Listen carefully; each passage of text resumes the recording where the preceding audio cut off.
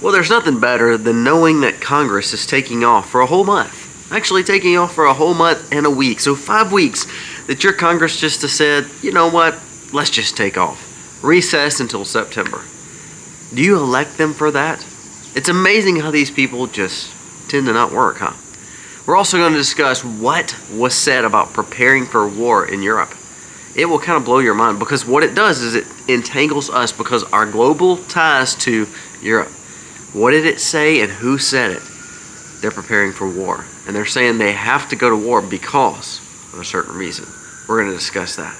Also, the war on the farm. It's getting more and more intense. I mean, when we say the war on the farm is a big deal, it's a big deal because if you don't have the farmer growing the food and you don't have the food on the table, then therefore you are always going to be subservient to everyone else to provide that for you. Today we're going to talk about what's happening in 2 or 3 different states, dealing with water. How important is water? How important is agritourism? How important is less regulation versus more regulation? And then lastly, when you think it can happen here, freedom is not freedom. And what I mean by that is there was an event that the police arrest someone wearing a MAGA hat, but the one wearing a terrorist hat next to him they didn't arrest. They arrested the conservative and not the other players there. We'll discuss all these stories and a few more. Let's dive in.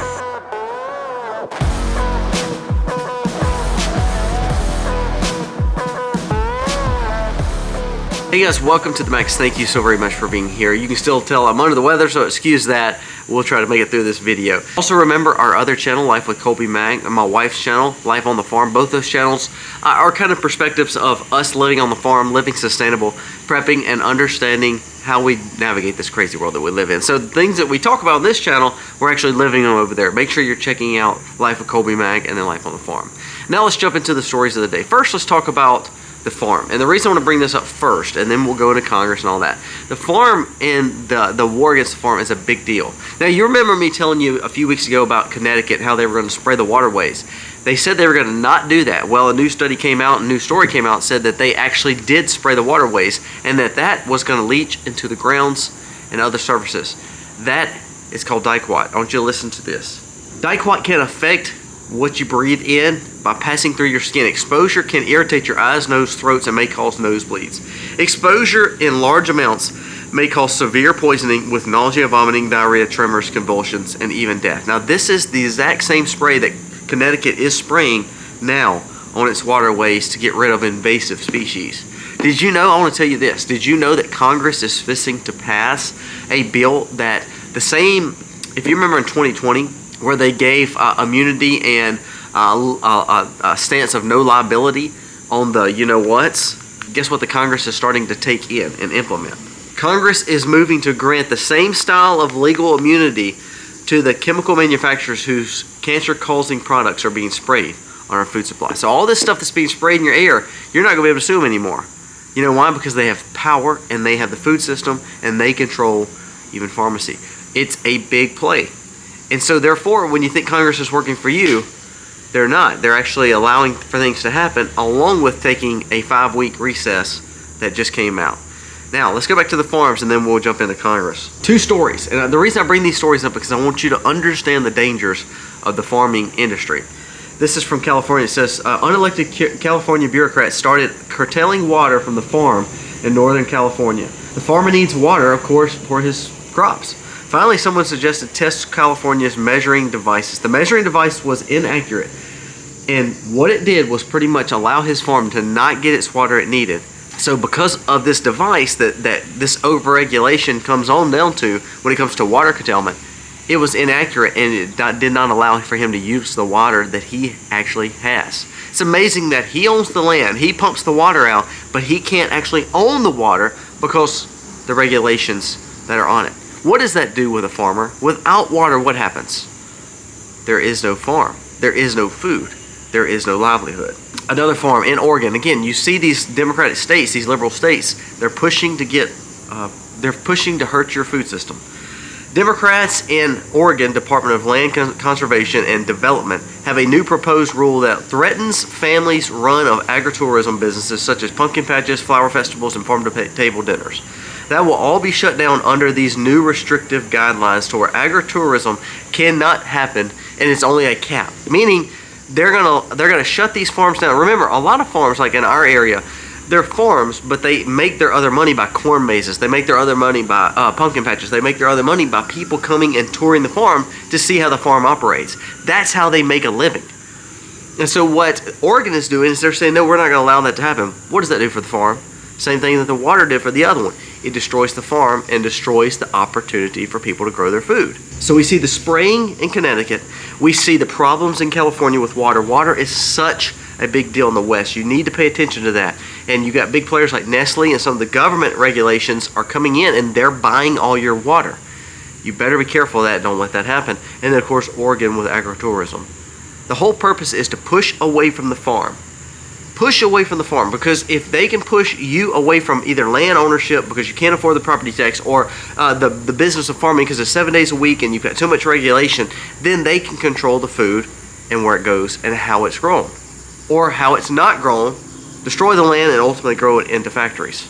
This is from Oregon. It says Democrats are making regulations so strict that no small farm can make enough or continue running any activity.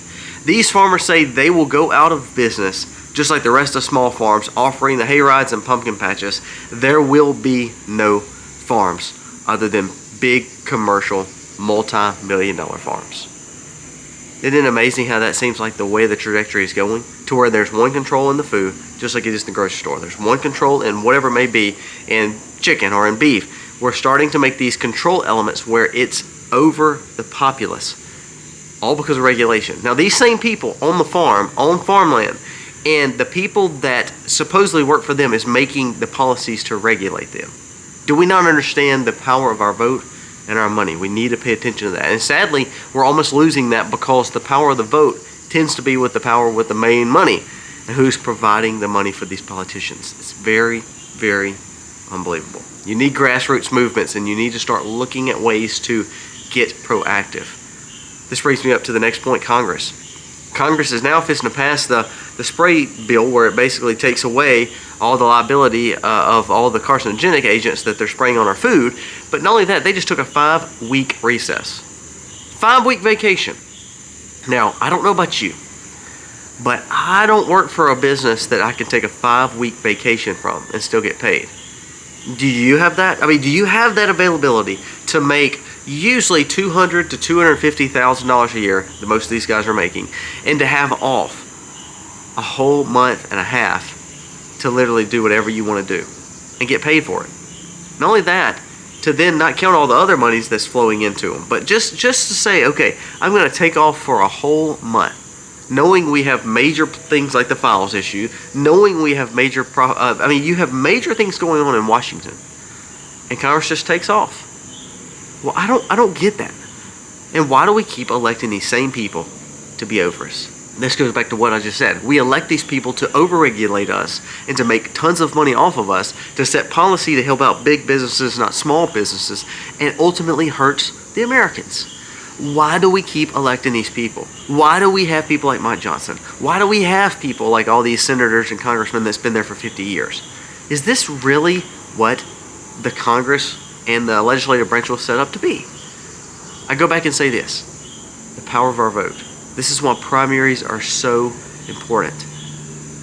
66% of Americans that are coming out of school now do not have jobs. And listen to this: of that 66%, 58% believe in socialism.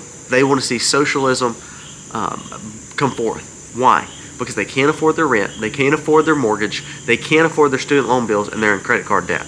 So they need the government to come in and help them. That's exactly what we're setting up with the farm situations. Overregulation is you're making it too hard for Americans to make it, so therefore we need a control element, which is the government. Do you not see how this plays? It's like a domino effect. And I think that's how we're going to end up with a situation like Europe. I want you to listen to this story, and this is from Wide Awake Media. It says, Europe is not preparing for war, with a caveat, and he says it's actually preparing for collapse. See, we've been talking about war, and how Europe is pushing for war with Russia.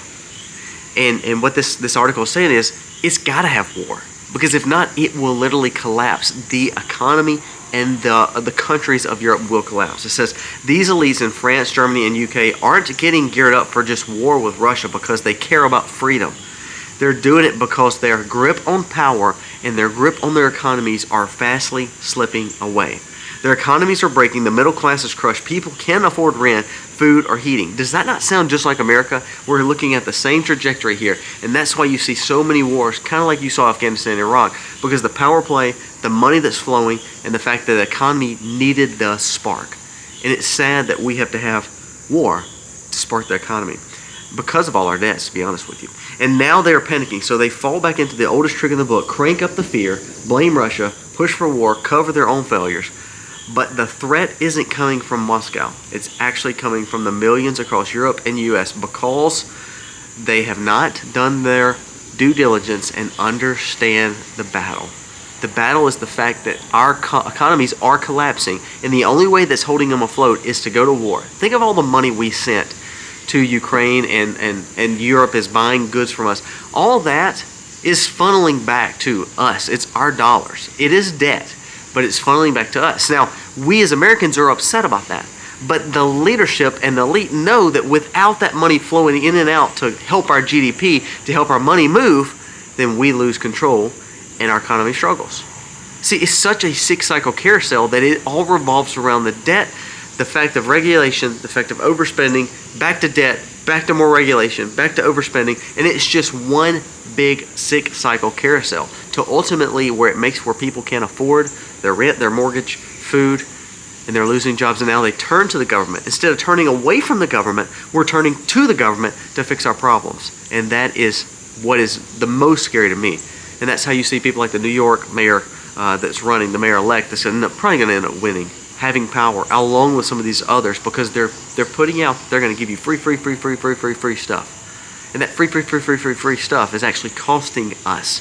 Even Joe Rogan said on a podcast just 2 days ago, look, Americans are struggling. We need to look at a way that we can have universal income and universal food, so that way people won't, struggle. That sounds great. That sounds like cupcakes and rainbows, doesn't it? But someone's got to pay for it, right? So basically what you're going to do is take away from me that's working hard to pay for my food to then charge me more regulation, more tax to pay for someone else. We're getting to that mentality, and that's exactly where Europe is. I mean, they have to go to war to prepare for collapse if they don't. America is not far behind. Last story I want to bring up, because this is coming back to America now. Listen to this. This is a story shared by E.O. Jacoby. It says, breaking. A Trump supporter counter-protester in the Islamic rally that happened in New York City was just arrested while wearing a Make America Great Again hat. Meanwhile, the Islamists next to him wearing a terrorist headband walked free. And there's a video on Freedom News TV for it. You can go look. But basically the guy was calling them out because he was saying, look, if you're not going to love America and its policies, you don't need to be here. The police ended up arresting the guy who was a Trump supporter who wanted freedom, who said we don't need to support terror. And these people that were part of this Muslim walk and march overstood him, made the police end up arresting the guy and got him out of there. So did that guy have freedom of speech? He was on public roads. Did the police over-enforce and actually help out? So basically the police enforced the policy of the Muslims and the Islamic terror, basically, against the guy that's pushing for freedom in America. See, this is what I was telling you not too long ago. The regulation is a big deal, but the enforcement of the regulation is even scarier. The enforcement can cause for more problems. The regulation for Oregon farm, for the California farm, for the spraying in Connecticut, that's one thing. But the enforcement is a different thing. We enforce it. The police, the military, the taxation, the fines, all that is an enforcement of the policies there are.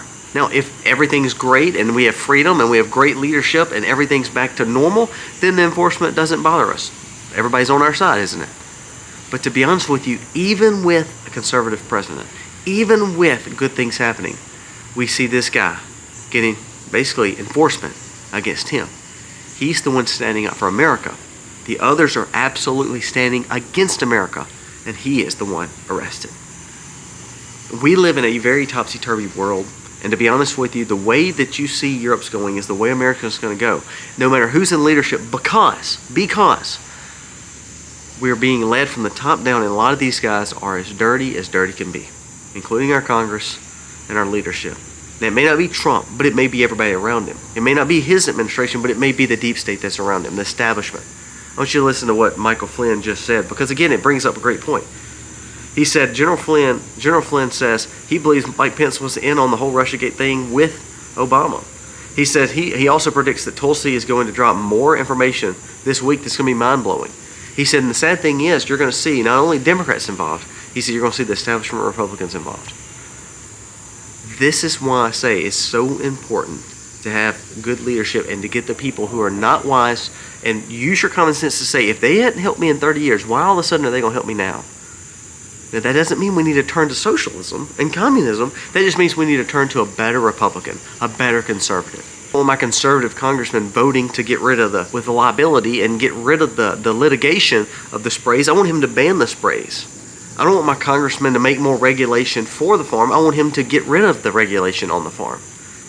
If they really truly work for you, we wouldn't have the regulation for the people who are actually not breaking the law. You ever wondered that? It's amazing how we make laws, and those laws end up hurting the people that tend to be doing the abiding of the law better. The people that were breaking the law, they're going to keep on breaking the law. So you're making more regulation, more hard times, more chaotic times for the people who are actually trying to do the right thing each and every day. So let's go back. The reason that you see Europe preparing for war is because if they don't go to war, they're going to collapse, because they've put themselves in a very hard spot. I'm scared that America is doing the same thing. Just like the situation with Tulsi and Obama and Trump. If he did this, and so did the Brennan, CIA, and all this other establishment, they all need to be arrested. If you don't arrest them and you just put them in the court of a public opinion, you've done nothing, and you're going to hurt our establishment, and you're going to hurt America even more. It would have been better to keep it secret than expose it and not do anything about it.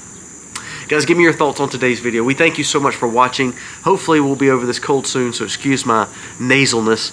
And we thank you for watching again. Subscribe to the channel. Smash the like button. That helps me out. It means the world to me. God bless. Be free.